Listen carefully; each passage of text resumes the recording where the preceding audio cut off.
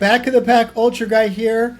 I'm very excited about this episode for many reasons, but we have Melissa Donohoe on the podcast today. She is a fellow Death March running company, but yes, also a fellow ultra athlete. She's an athlete for Death March running company as well. And I'm going to save the whole story for the podcast, but I was able to take a front seat at her performance at Javelina Jundred and was so impressed by how high her spirits were, like super deep in the race, how good she looked, and just, I was like, I got to invite this person on. She's the purveyor of good vibes. We'll also get into her husband's role, the good vibes, later. But just an amazing person. I have stalked you a little bit on Instagram, so don't no restraining orders, I promise. Just getting to know you a little bit. And so I'm super excited to have Melissa on today. Melissa, would you just mind introducing yourself? Tell us a little bit about where you grew up and how you found your way into running and sport. Yeah. Well, thank you so much for having me. And those are such kind words. I'll take them. Thank you. So I grew up in Rhode Island, which is, I would say, not the best place for trail running. Every time I go back to visit, I'm like, oh, dang, these trails are not like Colorado. But I started running really kind of, I would say, after college and just played around with it as an exercise sport. And then about a year and a half ago, 2 years, was needing to switch up my, mental health practice. Meditation was like not working for me like it used to, and so I started running for mental health, and then found ultras and was like, okay, yeah, I'm gonna do this. So that's kind of how I started getting into it. I did my first 50 mile last year, and once I finished the 50, I was like, yeah, we're gonna do 100. And you did, definitely, but I'd love to hear about the 50 miler. You said it was last year. About what time of the year and what race was it? It was November. It was Dead Horse. And Alan, Alan Anderson, who's also on the Death March team. It was both of our first ultras, as well as Catherine, who's also on the Death March team. We all went out there together with Cody, who is one of the founders of Death March. And he was kind of our guide. He was our ultra guide. And we all did our first ultra together. It was really fun. It was like just a group, trying to do something hard together. And for that race, it actually didn't go that well. I was 8 miles in and I was having a lot of nausea, which I didn't have any nausea at all in training, literally never. So I was like, what is happening? Thankfully, I didn't throw up or anything. I finished the race just slower than I thought I was going to, but it was still really fun, and I had a good time. Awesome. So did you ever nail down what the nausea was? I mean, it's so different for everybody. Everyone is so different, but I'd love to hear maybe for the listeners if there's something specific it was. If you ask my husband, he's convinced it's because I ate a hamburger the day before the race. I don't know why. Okay. I eat hamburgers. I don't know why. He thinks that's what it was. I think it was just nerves and adrenaline. And because I did everything else the same. So maybe I didn't hydrate enough. I'm not sure. I think it was mostly just adrenaline. Interesting. Okay. That's my guess. Yeah, I mean, first race, a little nervous. Yeah, that makes sense.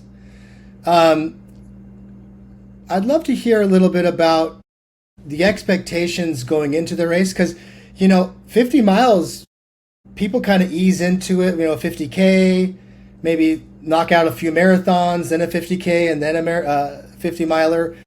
Did you have any expectations going into it about how hard it would be, or because you don't really know if you're trained or not fully because it's your first race? I'd love to hear a little bit about that.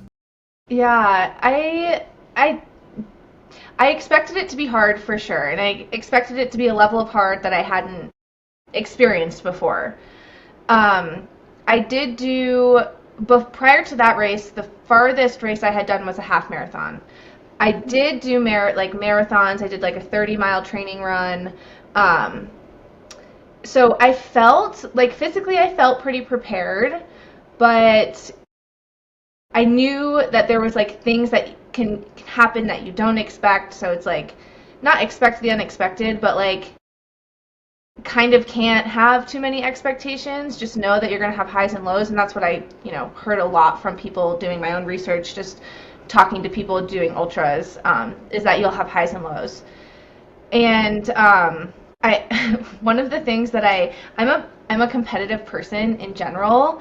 Not that like I'm competitive and going to win races or anything, but I'm competitive with myself, and I like to push myself. I grew up as a gymnast, so that I feel like is ingrained in me. And so when I went into the 50-mile race, I kind of had like an A goal, a B goal, and a C goal, and I didn't even hit my C goal, which was fine at the end of it, but was definitely a huge learning curve for me, just with like stopping more at aid stations than you would at shorter races, and then just like elevation gain is a huge factor. And so like these things I hadn't experienced before, so that was, I would say, one of my biggest like learning curves is like the expectation of what pace you set. Gotcha. Yeah, I mean that's something that really I'm still learning too. The expectation thing. I'll make up these random goals as I'm going along, and I'm like, "What are you doing? Like, you've never even trained for that pace. You're not gonna, but like the rational side just is out the window. But so that's awesome. First race, little nerves, and those went away at like mile 8. You said they started, but they went. Did they? I assume ended up going away at some point. The nausea and the nerves. Not really.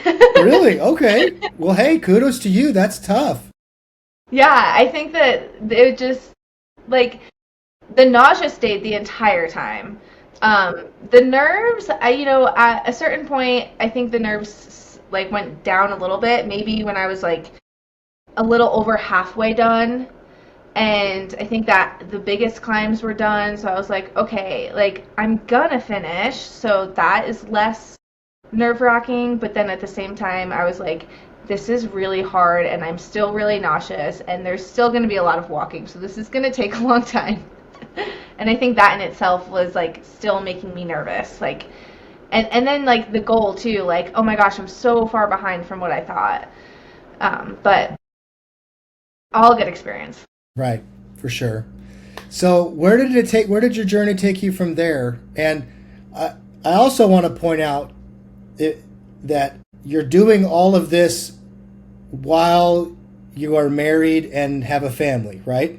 Yes, yeah. Okay, so it's not like you're just getting paid to train and, oh, yeah, my sponsor wants me to do dead horse. I'm going to do dead horse. This is all something that I'm sure doesn't come very easy, the day-to-day stuff. So where did your journey take you from the dead horse to your next race, or where an adventure run, or where'd you go?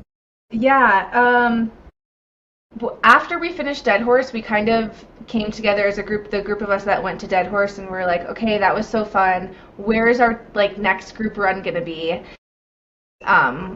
We all like got all of our kids together, went to a restaurant, and we did like 2025 race planning. And everyone's throwing out their race ideas of where they want to go.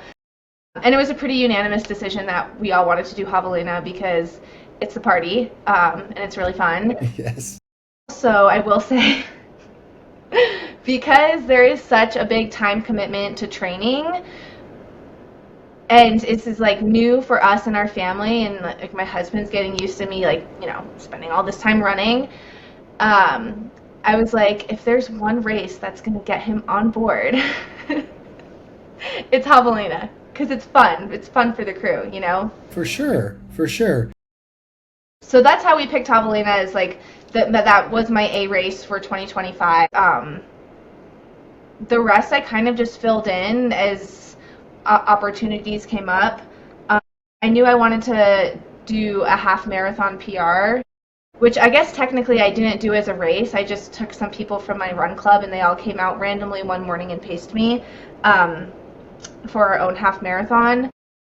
But I guess I actually don't do a lot of races. We did a girls' trip. We said, oh, we want to do a girls' trip. We found a Valkyrie trail race down in the Springs, and that one was a 50K. Nice. And then there was a handful of friends around me who wanted to do a night race in Colorado, so we did a night race. But mostly I'm just like driven by where are my friends and what races are they running. Let's go do that. But no, that's neat. There's a lot of run clubs, there's a lot of groups, but it's, that's pretty neat, and I think hard to come by, finding a really solid group that is planning girls' trips and vacations around, what races can we go to. That's awesome. Very cool. A very supportive group. Yeah, I'm very lucky. You alluded to this idea, finding time to train. Your husband's really good with that.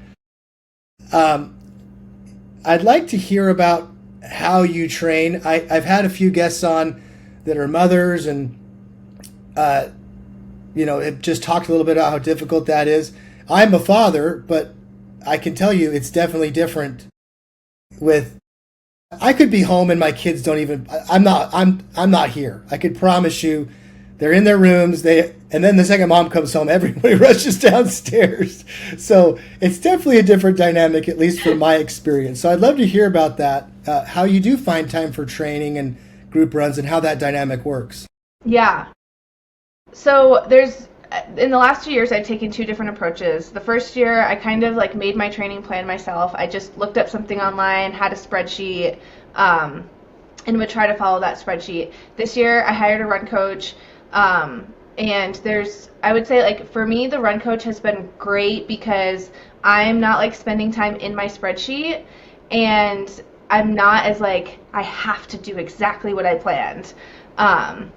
And so I can be, I would say, a little bit more like off, like roll with the punches, switch around days where I need to, or have someone to like check in with and be like, oh, I'm not feeling as good today, or, someone to help hold me accountable. And for me, it's actually been like running less. If I did not have a run coach this year, I think I would have probably had injuries because I would have just like pushed myself way, way too hard. And so having the run coach has been good because I just check my app and I'm like, okay, this is what I'm doing this week. I can still move around days. It's very flexible. As far as fitting it into my day, I am really lucky. I own my own business, so I do get to like make my own hours. I would say most of my running is done like right in the middle of the day. I take Fridays to do like super early Friday mornings is when I do my long runs. I try to do most of my running like when my kids aren't home. And my kids are 2, 5, and 6.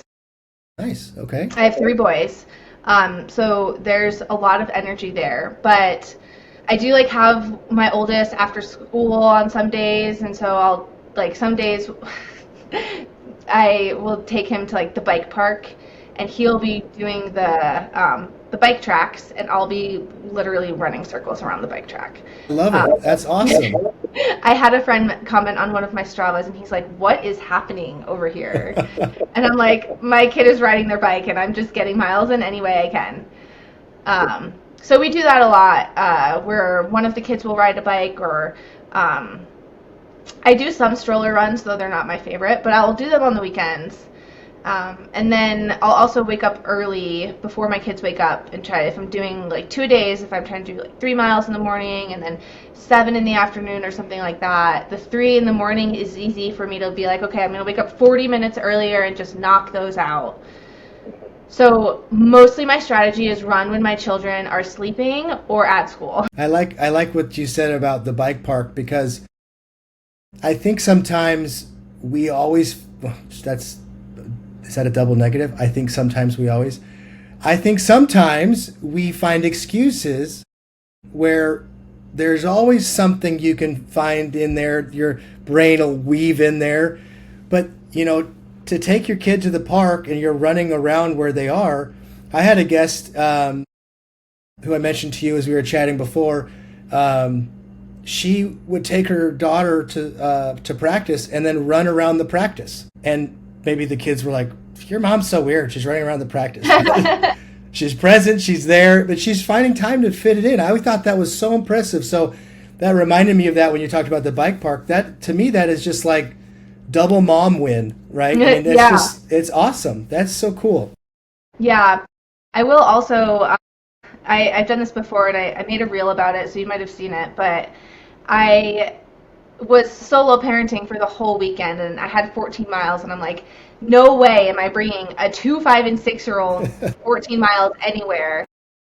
So I set them up inside the house, let them watch some TV, and kept the front door open. And I'm like, okay, if you guys need anything, just stand at the front door. And it was a 0.2 mile loop.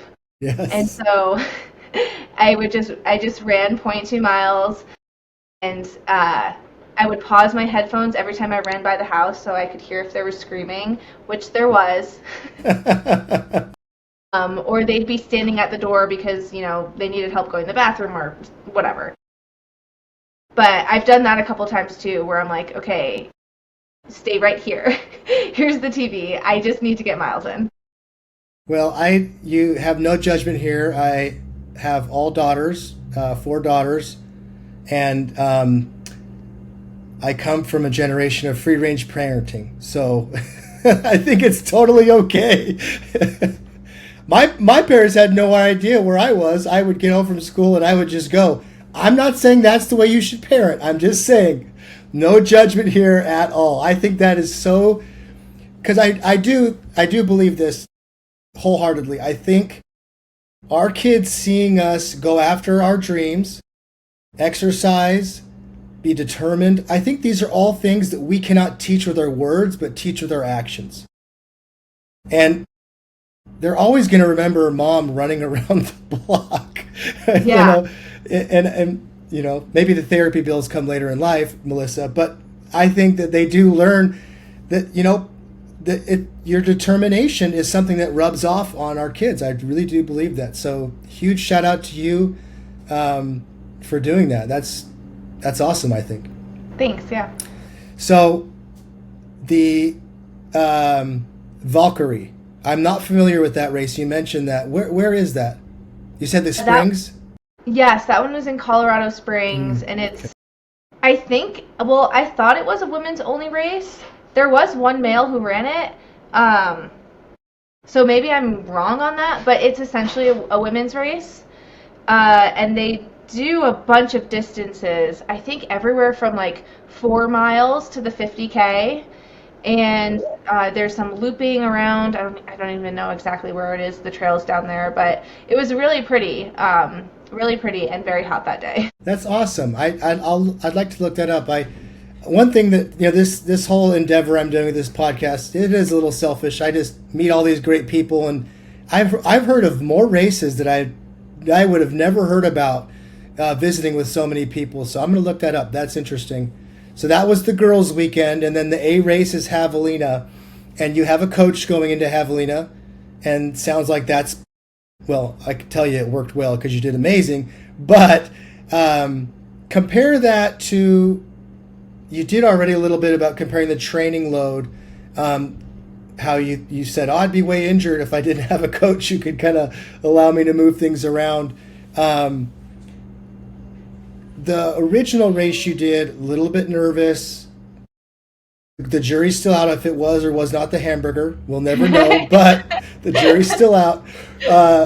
Did you eat hamburgers before Javelina? I did. I ate a hamburger before Javelina. So I think it's solved. If you didn't have the same problem this time, I think it wasn't the hamburger. But how did you feel going into that race? I felt very prepared, and I would say like as confident as you can be, because same as I was saying before, I think it's just even more so with 100 mile. It's like you never know what's going to happen. Like you can train and be so ready, and then the day can just not be yours, and that's that. So I think I was confident, but definitely trying not to be like overly confident. But I felt like I put in all of the time. I had done one other kind of training race actually, which was like my last thing that I wanted to be really confident about. I did this race called the 24-hour race at Palmer Lake, and that one was in somewhere between here and Colorado Springs, south somewhere. Here is in Denver, but for that race, I specifically, it was 3 weeks before Javelina, so I was like, okay, I'm not gonna like run as much as I can for 24 hours, but I want to practice some really tired nighttime miles. So I ran, when the race started, 10-ish miles, chilled for a while, made some friends, ran in the afternoon another 10 miles, chilled again until I want to say it was like 10 or 11 p.m. and I did not nap in between. And then I was like, okay, 30 miles. So that helped me understand, build confidence and understand just what it's like to run through the night and be tired. I think that, no, listen, that was very, very smart. I've met more people and talked to them about these overnight. Going into a race where you've never done an overnight, what is it like? And it's really something you can't train for unless you do it. So I think that was a really good decision because it is different. Definitely different. So how many miles and hours did you go at that 24-hour event? So I did 50 miles total, broken into that 10, 10, 30. And I want to say it took me 9 hours total of running, but I don't remember exactly. Very good. I really wanted to practice walking because I did not really train for that. So it's funny, I was in between the 10, 30 miles when I had my breaks. I pulled up my pacing spreadsheet for Javelina to make adjustments because I had it, sectioned off by aid station to aid station, what pace I thought I was going to be at what point in the race and how long it would take me. But I hadn't done any walking, and my husband loved to remind me, Melissa, you're not going to run 100 miles, you're going to walk some of this. So I keep that in mind. And so I did also practice a handful of walking miles where I would run some and then I'd be like, okay, I'm going to walk for a whole mile and just see what my pace is and see what it feels like to walk at that pace. So that was also really helpful in then the planning Javelina, how I was going to, what expectations I was going to set. A lot of people have a hard time with that, especially someone like yourself who, whether you admit it or not, you're a strong runner and you're quite quick. That idea of walking fast is really hard for people to wrap their minds around because it's different than walking. I make some memes about this because it's true, but it's like power hiking is really walking, but it's not walking because you're going really fast. You're walking at this increased, jazzercise pace or whatever, that competitive walking pace, So you got the overnight training in, a lot of, fast walking training in. And I'd love to hear about that as you describe Javelina because I'm sure it's more than just a quick paragraph, your experience there. But I'd love to hear more about Javelina. Would you mind telling us about that? Because it's an interesting race because if you're not from Arizona, you don't realize that it can still be very hot in October. Yeah. I work remotely, so all the people see my screen when I share it, and it's it has the temperature in the bottom, of the screen. They're like, it's 90 degrees. How is it 90 degrees? So I'd love to hear about that because it is an interesting race. It's a great race. Obviously, you alluded to earlier, it's a party, but logistically, it can be kind of interesting because you get real cold and you get real hot during the day. But, tell us about how the race went. Yeah. So I'll say one more thing about my training. Yeah, please. Because I think that's what helped, build confidence. I was so nervous about the heat. And so especially the last 3 weeks as I was tapering, my number one thing was I have to go to the sauna. I have to sit in the sauna for as long as I can. Nice. And we ended up, I think, getting amazing weather for Javelina. I want to say the high was like 85-ish. Yeah. I don't know, maybe you know better than me. But I know the previous year it was like 104. It was so So hot. Yeah. I was extremely grateful for that. But yeah, I can walk you through kind of just like the whole race if you want. Please. Yeah, I would love to hear about it. Yeah. So we started, I was kind of like pacing myself by lap. So knowing that there was 5 laps. And the first lap, like, there's the adrenaline and the excitement. And especially after like thinking from Dead Horse, I was like, the adrenaline, I think, is what caused the nausea. I was like, I have to like calm myself. I have to just like, try to be present, try to be grounded, and don't, go balls to the wall. So I went out in the second wave, which I think was a really good idea for me because I didn't get stuck behind a lot of people. So that was great. I was a little bit worried about like just being stuck in a conga line and losing a lot of time right at the beginning. But got out like decently, towards the front-ish. And then first lap I was like, okay, let's just like make sure I'm hydrating, make sure I'm fueling. This is the best opportunity to lay the groundwork for the rest of the race. And I knew that I wanted to drink both of my water bottles in between every aid station. I knew that I wanted to have like at least one gel, at least one snack. I ate one Rice Krispie treat every single lap. That was like, yeah, it's one of my favorite things. And then just eat as much food as I can at the aid stations. So I did that the first lap. I think I went out like faster than I thought I was going to, but I also was like, I don't know, trying to keep up with some of my friends, and I was like, I think I can kind of hang with them a little bit. But then I thought they like were all so far in front of me, and so I ended up going faster than I thought I was going to, and was like, I hope I don't regret this. I got in from that first lap and, just did like the relatively quick. My strategy was to spend as little time at every aid station as possible except for headquarters, because headquarters, is where our crew was. And like I called my husband after the last aid station before getting into headquarters so I could tell him exactly everything I wanted and he would have it ready for me. And so I went out for the second lap, and was just trying to kind of do like the best I could. The first half of each lap is uphill, and the second half is downhill. So I knew like if I could like run the first aid station, that would be good, and I would just see how I felt. And then if I could run to the second aid station, that would be amazing because then the rest of the way down to headquarters is downhill. And that's the mindset that I took every time I went in. So the second lap, I slowed down a little bit, but like not that much, and I still felt really good. And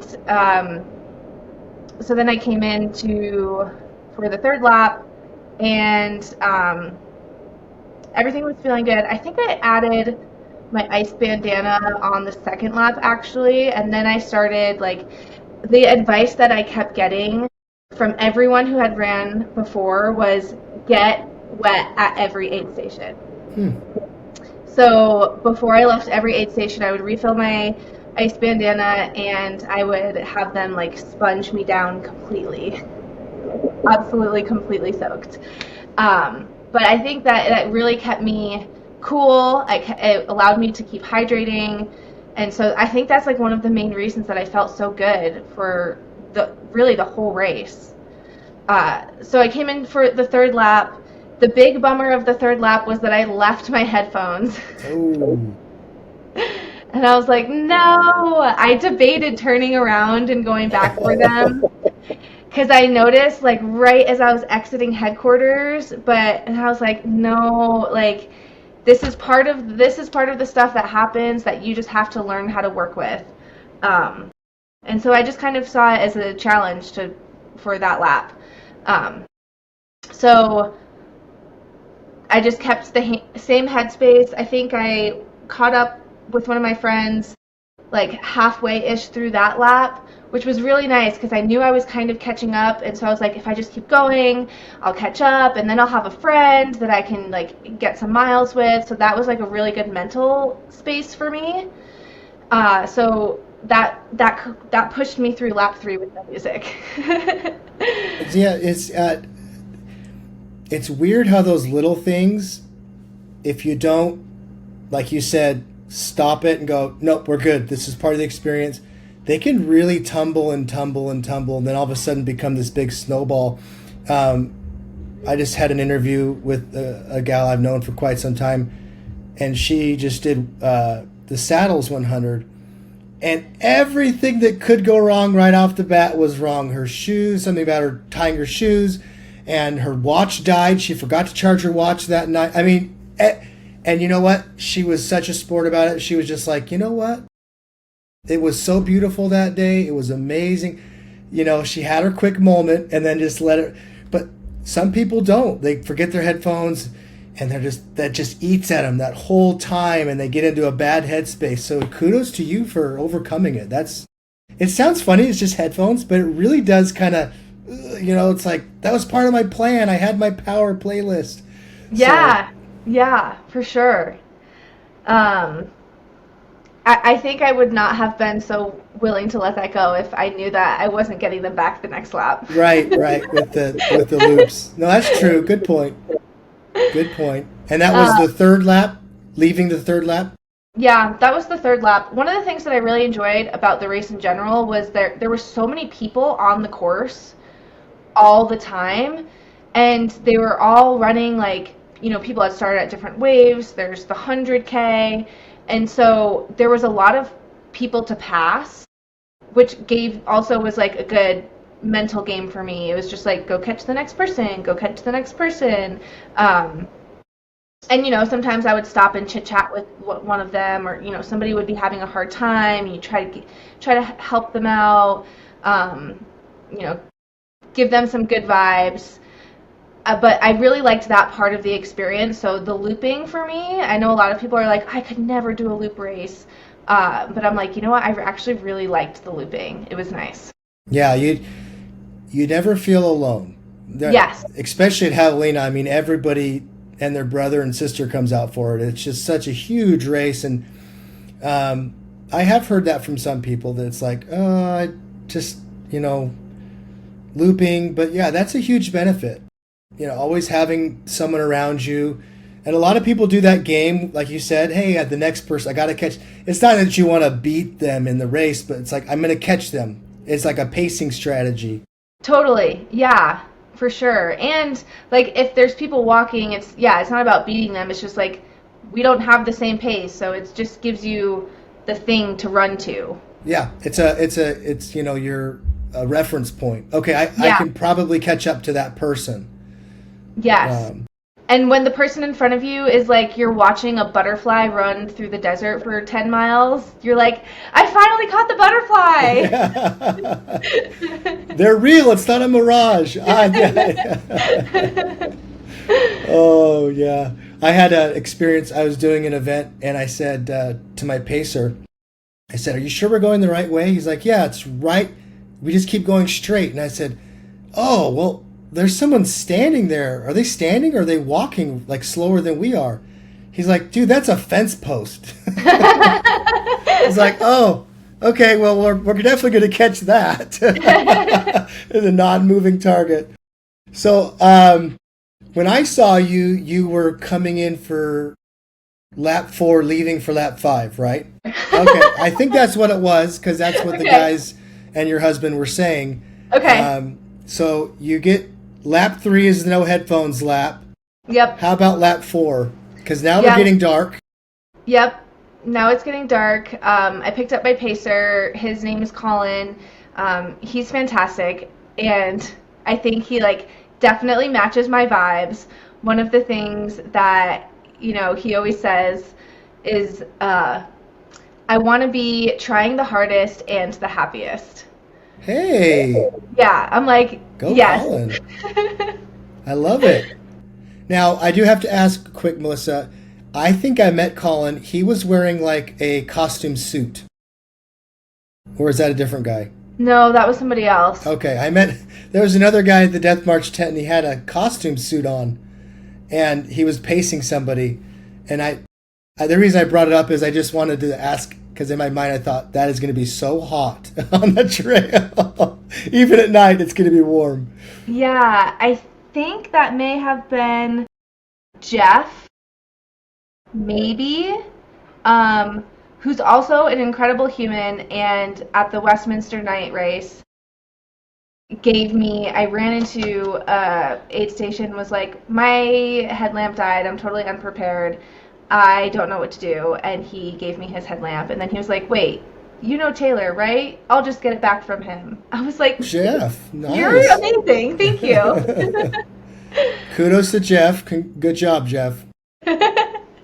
Okay, so Colin wasn't the one wearing the costume suit, but it may or may not have been Jeff. I'm not sure. Got it. So yeah, okay. So lap 4, I picked up Colin, and I had literally the same strategy that I had every lap, and I told Colin that I'm like, if I can just run to the first aid station, cool. If I can also run to the second aid station, great. And we ended up running the whole 4th lap, and we're just hanging out, chit-chatting, and it was a good time. Very cool. We came in for the last lap, and I think that's like, I was still feeling really good, really happy. I had done a shoe change and a complete outfit change because I was soaking wet from all of like every aid station. Sorry, I didn't do a shoe change. I did a sock change before the 4th lap. But then yeah, the 5th lap, I was like, okay, this is the final lap. We just gotta hang in there and finish. And this, I would say, so that was mile 80-ish. Mile 80 to 90 was the hardest part of the race for me. I was starting to get really tired. I was trying to like pace out my caffeine gels. Luckily, my stomach was still feeling amazing. Nice. I was just getting tired, and my toes were hurting, and there were so many rocks, and I just kept kicking rocks. I was like, I'm so sick of kicking rocks. So we ended up doing a lot of walking the uphills and running the downhills between, especially mile like 85 and 90. At one point, we also kept catching up with some of our friends, so we'd like zigzag each other, which again was super fun because, I'd pass and we'd be like, oh, like, chat for a few minutes, and then I'd be like, see you later, and then they'd catch up with me. And I think just having that like support on the trail, like in the race, made such a big difference. And it's not that you're like running the race with a friend, but to have them there was really fun and really supportive. But yeah, so we walked the uphills, and Colin was great. He was like, oh, there's a downhill coming, you ready to run? And I'm like, yes, I can do it. We'd run the downhills, and then once we made it to the halfway point where it was all downhill from there, Colin was like, okay, how are you feeling? Like, you want to rock? And I'm like, yeah, let's do that. So I put my headphones in. We both put our headphones in. He's like, headphones full blast. I'm like, yes. And so that's what we did, like the whole way in, and was just like, yeah, how many people can I pass? And then at one point he was like, you're like doing pretty good. Do you want to know your standings? Do you want to let's see where you can start climbing? And I'm like, okay, sure, why not? Like, let's make a game of it, because it's been running for 18 hours. And so yeah, the last 10 miles were really fun, and I felt really good, and yeah, and then it ran into the finish. That's so awesome. Yeah, I can say, because I saw you coming in for your last lap, I was so impressed. You looked just fantastic. And I wasn't kidding when I was like, is she on her first or second lap? This is crazy. And that was kind of the running joke as you were leaving, well, as you left, was like, oh my gosh, there's no way. Like she's doing so great. So all of your training obviously worked. I saw it firsthand. And you had an incredible finish. Did you meet, because I know you alluded to earlier on that you had your goals that you didn't meet in your other race. How about this race? Did you make any of your A, B, or C goals? I did, yes. And I was nervous because Dead Horse wasn't the first race that I didn't hit any of my goals. And I'm like, wow, I'm so bad at making goals. Like, it's fine. I'm not like hard on myself. I'm just like, want to set something that's achievable because that feels better. But my goal was to finish sub 24 hours. And I ended up finishing 20 hours and 40 minutes. So, like, definitely hit my goal. Yeah. I have personally have never gotten anywhere close to a 24-hour finish. So I can't even comprehend it. I mean, it was just that's an amazing, amazing effort. You should feel very proud of yourself. I know as humans, it's hard for us because it's like, I didn't do this right, and I could have done this, and I forgot my headphones. But really, that's a proud moment. Like, that's when you're a little bit older and your kids are older, and they're like, my mom ran a 20-hour 100 marathon. That's an amazing feat, Melissa. It's a big congratulations, and I hope you let that soak in. I appreciate that. I think that I'm gonna have a really hard time ever running faster than that. Yeah. Like, I just feel like everything came together for me that day. I feel very lucky because like I said, like, you can do all of the training and it's just not your day, and that happens sometimes. So I feel very lucky that it was my day, and in some ways, like, I am excited to not beat that goal and to have a harder race because I think part of the reason why people do ultras is because they want to do hard things, they want to dig deep, and they want to, like, be in the pain cave, if you will. And I just don't really feel like that happened for me this race. And I want to experience that. Like, I want to experience the hard parts of it too. And so, like, I am so happy that I had a good day. But I know that's not going to happen every time. Listen, you seem like the type of person that could definitely keep getting faster and faster.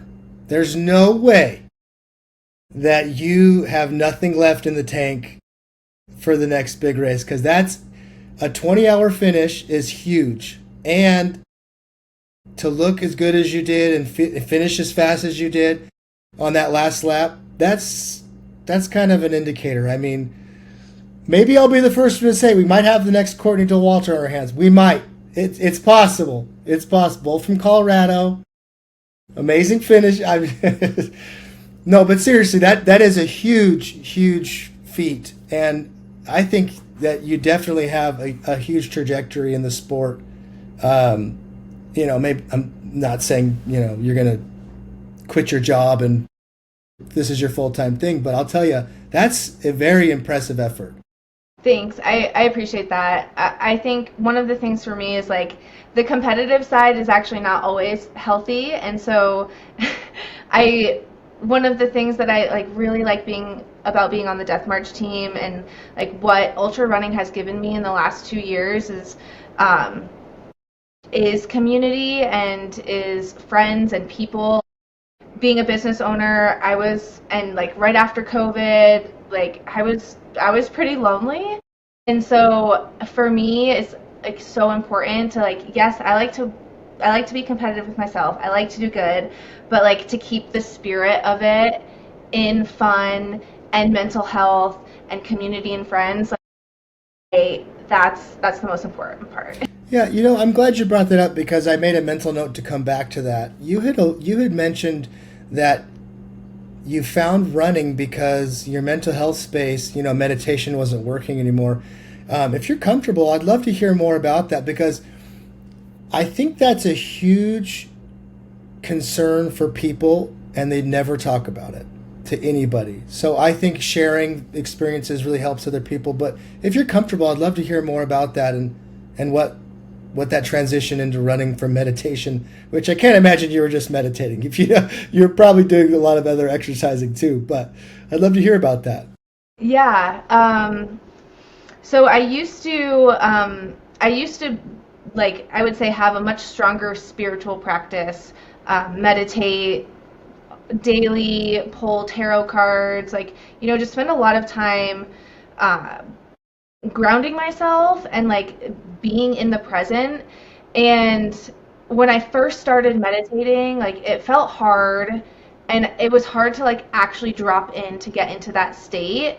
And the more I did it, the easier it became to get there. And once I was able to get there and spend time in that state of like really being content with what's happening, and like not being worried about to-do lists, and not like being anxious about the future or dwelling on things that, like, the way you showed up in the past, that made me like be able to calm my nervous system just like throughout the day. And for, a lot of different reasons, but like I just grew further and further apart from my spiritual practice. I used to work with more companies that were like, had meditation rooms, and we like meditated as part of work. Multiple companies I worked at, we'd like start meetings with meditations and stuff. So it was just like so much part of my life. As I got further away from that, and as I started my own business, there's just a lot, it's a different kind of stress, and starting a family, there's just like not as much time to drop in and do the things that you need to when you want to. Like, would fall asleep when I was meditating because I was up with kids all night, like not truly getting those benefits. So, and as I mentioned when I first started, like, it took a while to be able to get to that state. And so I kept trying. I'm like, I need to get back to meditation. I need to get back to meditation.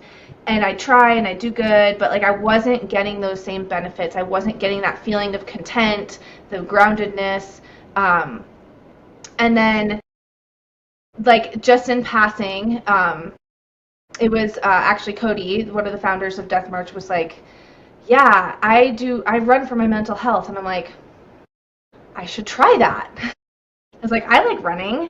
And so I like made a plan that week specifically. I was like, I'm going to run 3 miles every single day. And the intent is not going to be for me to get exercise. The intent is just going to be for me to be outside and to move my body and to listen to music if I want to or not. But it's just going to be me time, and I'm not going to like ruminate on things. A lot of similarities with meditation. And I did that, and I was like, wait, this is amazing. And I like feel like it made me addicted to running in that sense. And just, wanted to run every day. A lot of people are like, how do you run every day? And I'm like, I have to run every day. I want to run every day. It's like something I do for me. It feels so good. And so, yeah, that's kind of how that's how that transition went for me.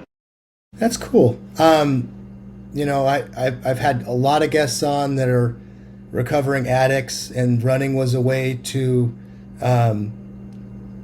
help themselves through that and endure that addiction. But I've never had a guest talk about it as a meditative state specifically. It's kind of come up a little bit, but never that in depth. So I think that's really important, because it's not easy. Life can suck. Let's be honest. It's not always 20-hour finishes at Javelina and great training days. Life can really, really suck. It can also be fantastic, but something that balances you out through those moments and makes it more of an ebb and flow versus like those huge waves that it could be. I think that's really important for people. And if it's running or walking or whatever it is, that practice is super important. I do agree with you 1,000% there. I would be remiss, though, if I didn't ask you what you have coming up or in that, rocking around the mind of yours, because you don't seem like the type of person that's like, well, that was great, but I'm going to go back to walking around the block. I don't know. It just don't seem like that type of person. Yeah, I've got a couple things. So before the end of the year, I would like to try to hit 2,000 miles for the year. I'm at 1,600-ish. So I think it comes out to be like between 45 or 50 miles a week, which is doable for me. So that's one of my goals for the rest of the year. I mentioned earlier that I had set a goal at the beginning of the year to run a half marathon with my average pace being 7:59. And when I went out to like go do that, my average pace was 8:02. So close. There's a part of me that is like, ooh, do I go try one more time before the end of the year?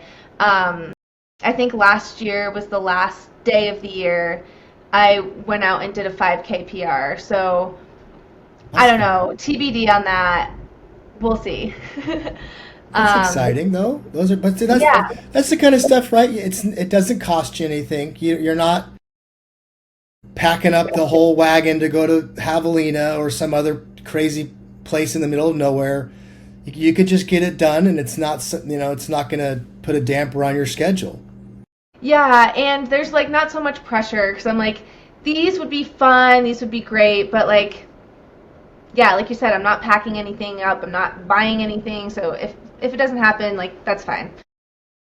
I'm still so happy with this year, so I'm good. Hey, this has been so much fun, and I think that yes, I would be also remiss if I didn't mention that your husband is the purveyor of good vibes. He was at Javelina, and I mean, neon suit, the light up suit, the whole. He was a lot of fun to be around, and then the other team members there, their wives and other friends that came along. It was just so much fun. The Colorado crew came through. Let's just put it that way. It was a lot of fun. Yes.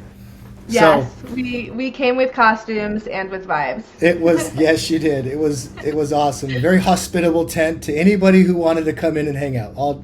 It was a lot of fun. Well, I do like to give my guests the last word or shout out or anything you want to leave with everybody before we do wrap up the podcast. I like to give you the guest the last chance to say something or give someone a shout out. Yeah, I'll give two shout outs first to my husband, because it really does take so much support from him to be able to go do, even train for an ultra. And it's not just like showing up for the ultra, it's not just the long runs. I know a lot of people are like, oh yeah, the long runs on the weekends. And I mentioned I try to do my long runs on Friday, but it's still like, I'm so tired because I went for my long run. Will you make me a sandwich? Or like, I can't walk up the stairs right now. Can you take the kids to bed? So anyways, just a lot of gratitude for his support and how he shows up for me and our family, in like whatever crazy thing. I'm like, can we do that this year? And then of course also to the Death March team, because seriously, being on that team has been life-changing for me, and the people are just amazing, and my experience with ultra running would not be the same without them. So, well, I would concur on both your shout-outs. The Death March team is amazing. When I did my charity bid for Sedona Canyons, I mean, they donated themselves to the charity. They're just stand-up people. And I love all their stuff. They definitely don't pay me to say this stuff. It's very awesome people, awesome company. I agree wholeheartedly on that. And I like what you said about the spouse. That's a huge thing. Family, partnership, whatever it looks like, they are supportive and make it happen too. And they don't get enough credit. So I think that's great. Melissa, again, thank you so much for jumping on. I don't think we've seen the last of you, and I'll tag you in this for Instagram, because I always love watching your stuff. You always have a huge smile on your face. I can't ever be mad when Melissa's reel or story comes through because it's huge smile. It's always happy. It's always good. So Thank you. I I love appreciate following. that. Very good. Well, again, thank you so much, Melissa, and you have a great night. Thank you. Thanks Take so care. much for having me.